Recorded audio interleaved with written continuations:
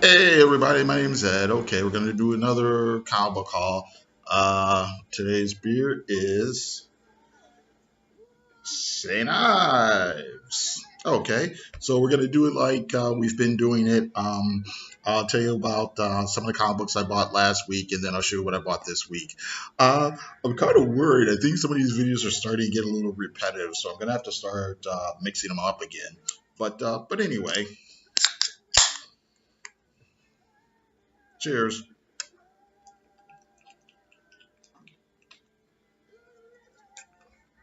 Uh, Okay, so first, Hot Shots 2, Gail Simone and David Dion. I can't say his name. I also need to get better at like pronouncing people's names again. Okay, so basically, um, it's about um Domino and her group of female mercenaries, the Hot Shots. They've been hired by Black Widow, or Black Widow has let them know about there's some sort of thing going on with Celestial's DNA, and they're trying to keep it out of the hands of various world governments and whomever. And Deadpool gets involved because whatever, Deadpool.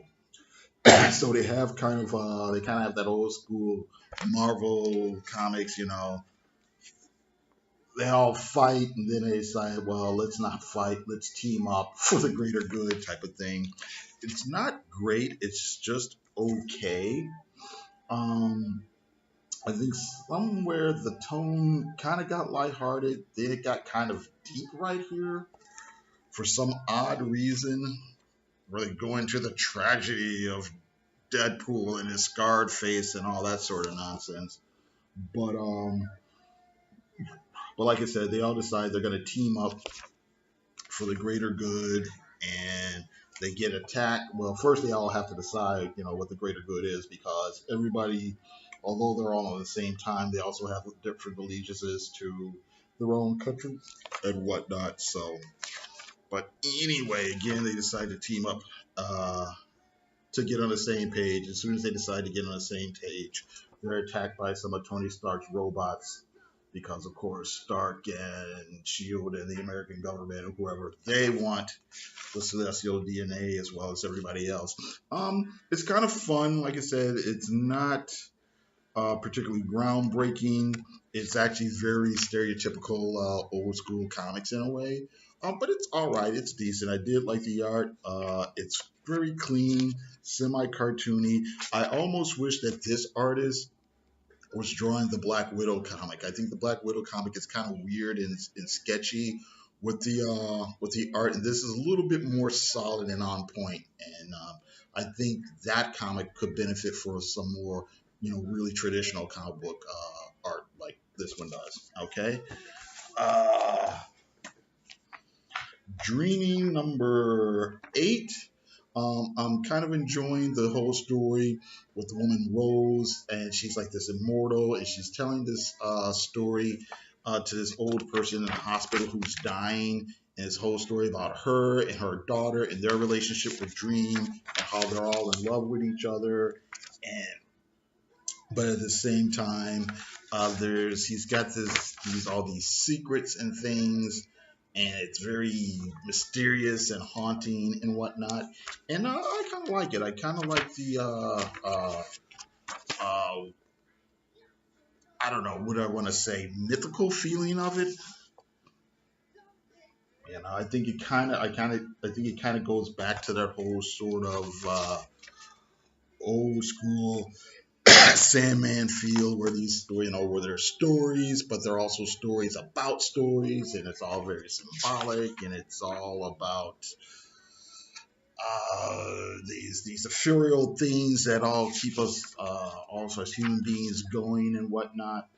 So I like it. This was the creative team here is Simon Spurrier, Abigail Larson, and Quentin Winter. So yeah. So I think I've mentioned it a few times that I was gonna drop it like after issue 6 or so, 5 or 6, but then I decided to give it one more chance, and I'm actually glad that I did. So, all right, still on board with the dreaming. Bettie Page number 2. The story here is Bettie Page is in England and she's teamed up with some it's the 50s, it's sometime during the 50s, and she's teamed up with some secret service agents, and they're there to investigate aliens, and they're kind of old school 50s style, little green men, and it's just kind of a wacky romp or whatever, but it's fun. I think it's well written, it's funny for the most part, it's whimsical. I like the integration of real life characters like Winston Churchill and Queen Elizabeth and all that sort of thing. So I think it's a lot of fun. Another thing about it is to really make this type of comic book work. I think you really do need a good artist, and I think you've got that here. There's a lot of comics out there that are supposed to be kind of sexy and all that, and the art's really not that great. I'm not against cheesecake or anything like that. I actually think there's a place for cheesecake, but I think a lot of people do it really bad. And here, I like it because obviously the whole draw of the comic is Bettie Page, and she's cute and she's attractive and she's gonna be running around being cute and attractive, but it's by somebody that understands how anatomy works. She's cute when she's in something like this, but she's also cute when she's wearing normal civilian clothes. And yeah, I think that's a skill that not a lot of people have. The creative team here is David Avalon, and is this Julius Ota? Is that how you say that? But that's what really makes the artwork here, um, or that makes the comic work. The good art. It looks like Dynamite trying to sell a lot of sort of uh, Bettie Page and Vampirella related stuff. I mean, look, here's oh no, it's just a different cover. But obviously, Bettie Page, and that's Red Sonja's armor, or bikini armor. There's John Wick, and oh, here's some more Red Sonja stuff. So obviously they're trying to kind of work this sexy girl angle stuff, and there's nothing wrong with that, like I said. Uh, but you really have to have good artists to do it. So there's that. All right, Amber Blake. I bought this because I saw Jared Osborne talking about it. I thought it was okay. It's kind of, this issue is pretty much an origin issue. Basically, Amber is this teenager who's being raised in this boarding school somewhere, and she makes friends with this girl who's kind of this tough girl, and tough girl teaches her how to fight, and Amber teaches the other girl how to be smart. La di da. They're like at the top of the class. They graduate, and they get sent to this special school run by this guy. And of course, he's evil because just look at that evil grin. Anyway, long story short, it turns out this guy's abusing the girls at the school. Amber and her friends find out about it. They're gonna blow the lid off. They're gonna blow his cover, and people end up getting murdered. But at the last minute, somebody comes in and they save Amber. And it turns out the person that saved her is working for a secret organization. And the secret organization, they've been watching Amber, and they want her to join their organization, and they're kind of this secret spy society, and la di da di da. It's kind of stuff you've seen before from like Alias and whatever else, and it's okay. It's not bad. It's just that you've seen it a bunch of times before. It's well done. It's not bad in any way, shape, or form. It's just not super original. But for the most part, it works. It works for me. I kind of I like Butch Guys' art here, and I like the kind of oversized magazine size thing too. That makes it kind of stick out a little bit from everything else that's on the racks. So we'll see where it goes. It's written by Jade uh, Lagardère. I don't know how to say her name, but there you go. All right, so that's that. And then I guess we'll show you the comics that are coming out this week. Okay, Wonder Woman 68. This is a funny cover, I thought. Of course, them all, she said. Nobody's bigger than Giganta, she said. And it covers Terry and Rachel Dawson, so okay. Bettie Page #3 photo cover. Is Bettie Page still alive? I think she is. I'm not 100% sure. I'll have to look that up. All right. Prodigy #5. I think we got one more issue to go on this. Savage Dragon 243. I've been meaning to kind of give Savage Dragon a try. I've seen people talk about it, so I'll give it a shot. That and Captain Marvel #4.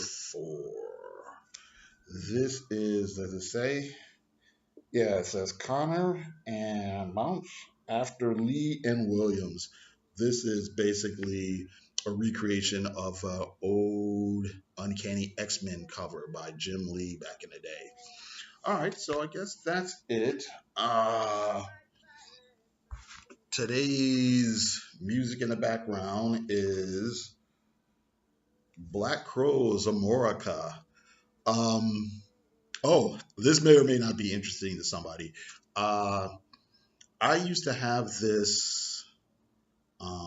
Actually, I used to have this when it came out back in 90, whatever the fuck it was, 94 or so. And oh yeah, it says right here 1994. But I had the cassette tape and I had the censored cover. So what the censored cover was, obviously this is a woman in the kind of this little thong bikini thing. And the censored cover it was just a black cover. The background was black, and all you saw was the American flag triangle. So it was cut in such a way that you couldn't tell that it was a bikini anymore. It just looked like the American flag on a black background. And the thing about this is, yeah, some stores didn't want to cover this cover because it was just a little bit too racy. I didn't know it exactly at the time until people started talking about why this cover wasn't being used in some stores. One thing is just the very obvious thing that it's, it's what it is. And somebody pointed out it's actually kind of a creation or homage to like a cover of Hustler magazine. And I'm gonna hold this right here, but you can probably see it. If you can't see it, just note that, and I'm not see. Let's see here. I don't want to get in trouble with YouTube, but just note that if you look really, really closely, you can see a certain something going on with it. Okay, and yeah. Anyway, I don't even know why I'm bringing it up. Well, I'm bringing it up because that was something that actually happened, but it also makes me think. It's really weird to me when people are always going on about oh, everything's so politically correct these days. And what happened to the good old days when you could just do, whatever and everybody was cool? I'm like, what days were this? People were always censoring some record, some cover to some record, or some lyrics, or you've got something stamped on your album or whatever, or somebody's protesting about Satan, or some rap lyrics or whatever, people are trying to get like Bugs Bunny cartoon, or did get Bugs Bunny cartoons censored and stuff. I'm like, where was this great golden age where you could do whatever you wanted to do, and nobody had anything to say about it? But oh well. Anyway, that's it. I'm getting a little bit buzzed from my St. Eyes. So that's it. Thank you very much for watching. You guys have a good day.